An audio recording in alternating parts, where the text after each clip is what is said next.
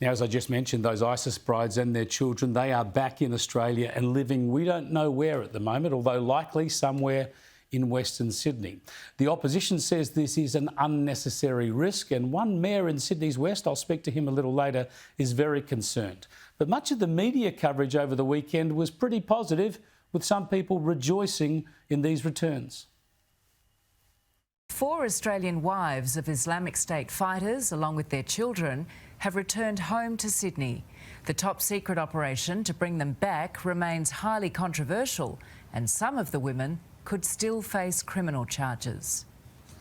From Syria to Sydney, 4 women and 13 children brought back to Australia this morning. They've been living in one of the worst places in the world to be a child. I was in these camps in northeast Syria in June, and make no mistake, the only way we can guarantee their safety is to repatriate them right here to Australia. A father and grandfather exhausted but elated. It was hugs and tears, and it was a very, very emotional moment.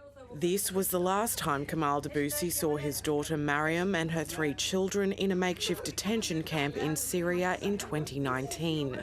Now they're finally back home.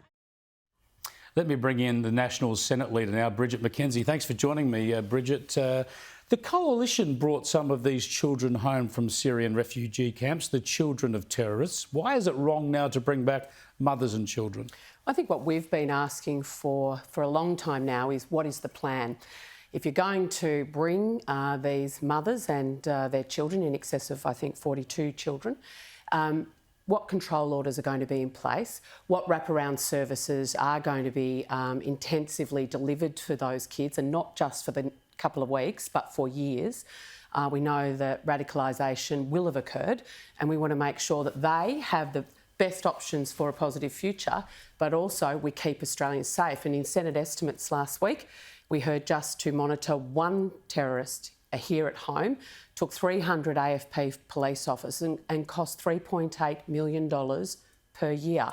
The government doesn't seem to have a plan, or if they do, they're not willing to be clear with either the Australian public, the opposition, or now the New South Wales state government. But presumably you've got to keep all this stuff very secret because you don't want to identify the children and the families. So how do you get a resolution here? Do you accept a private briefing for the opposition?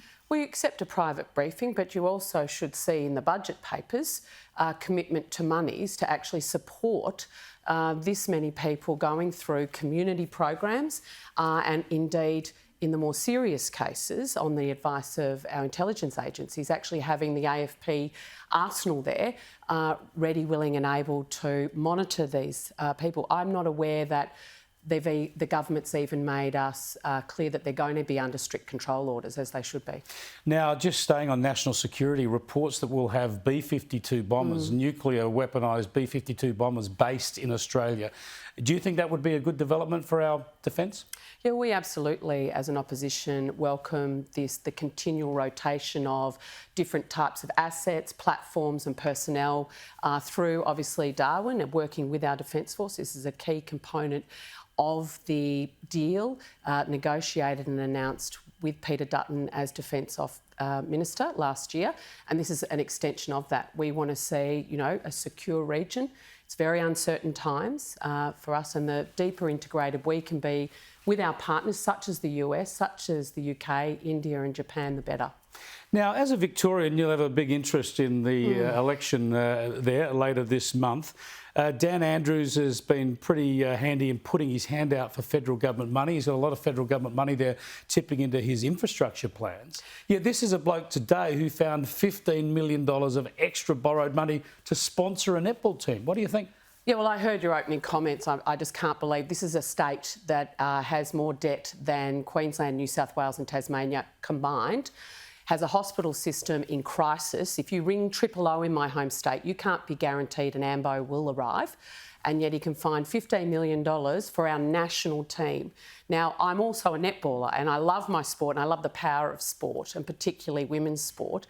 And for him to now see our national team will have requirements on them to spend more time in Victoria, be playing more in Victoria, to be doing clinics with Victorian school children. Great for Victorian, but this is our national team, Is it not wrong the in principle? Vixens. Wrong in principle Well, for a state government to take a sponsorship like I think it this? is. It's about priorities, and it's nothing more than a cynical vote-buying exercise on the eve of the Victorian election. Yeah, and as you say, South Australians and New South Absolutely. They people love from their New South netball Wales and too. Queensland, they'll have trouble getting picked in the national team now. if he has You'll have his to get way. Victorian to get a game. Thanks for joining us, Senator. I appreciate your time. Always.